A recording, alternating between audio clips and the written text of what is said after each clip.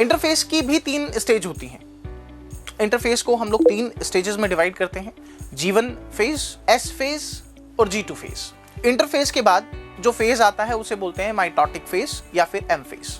मैंने आपको पहले बताया था ना कि there are 2 main phase in a cell cycle. सबसे पहला जो होता है वो होता है इंटरफेस और दूसरा होता है माइटोटिक फेज। अब बात करते हैं माइटोटिक फेज की, थोड़ा बात करते हैं माइटोटिक फेज की। माइटोटिक फेज के अंदर एक सेल जो है वो डिवाइड कर जाती है। अब डिवाइड करने के जो तरीके हैं वो क्या है कि देखिए, एक सेल के अंदर न्यूक्लियस भी है और उसी सेल के अंदर साइटोप्लाज्म भी है। तो डिवीजन फेज में 2 चीजों का डिवीजन होता है। पहले तो न्यूक्लियस को पूरा डिवाइड किया जाता है, जिसको हम बोलते हैं एक particular process called nuclear division, and दूसरे प्रोसेस में साइटोप्लाज्म को डिवाइड किया जाता है, जिस प्रोसेस को हम लोग बोलते हैं साइटोप्लाज्मिक डिवीजन।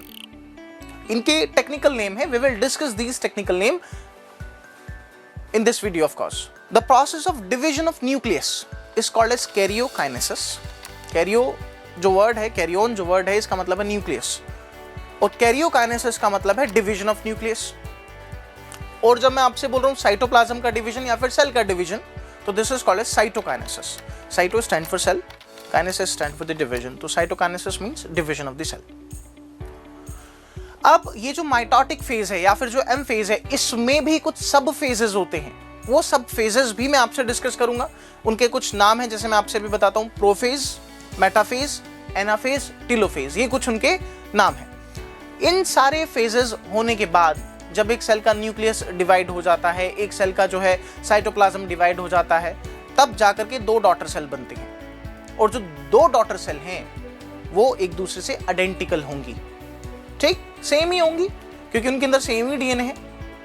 और जो ओरिजिनल सेल है अब तो वो एग्जिस्ट नहीं करेगी। क्यों नहीं एग्जिस्ट करेगी? बिकॉज वो तो डिवाइड कर चुकी है। ये बात समझ आ गई होगी that the mitotic phase creates 2 new identical cell and the original cell no longer exist, because उसी का तो डिवीजन हुआ है। अब आप यहां से एक चीज को रिलेट कर सकते हैं। मैंने आपको सेल थ्योरी पढ़ाई थी। अब सेल थ्योरी में हमने जिस कंसेप्ट को डिस्कस किया था, वहां मैंने आपके साथ 3 साइंटिस्ट डिस्कस किए थे, शैलेडन, श्वान and Rudolf Virchow. Rudolf Virchow ने जो कंसेप्ट दिया था कि जितनी भी नई सेल्स हैं वो प्री एग्जिस्टिंग सेल से आती हैं। तो ये रहा आपका आंसर। उनके अंदर डिवीजन होता है, और डिवीजन क्या है? माइटोटिक फेज के अंदर डिवीजन हो रहा है, ठीक है। तो ओरिजिनल सेल तो रहेगी नहीं और वो अपनी जो है डॉटर सेल्स बना देगी।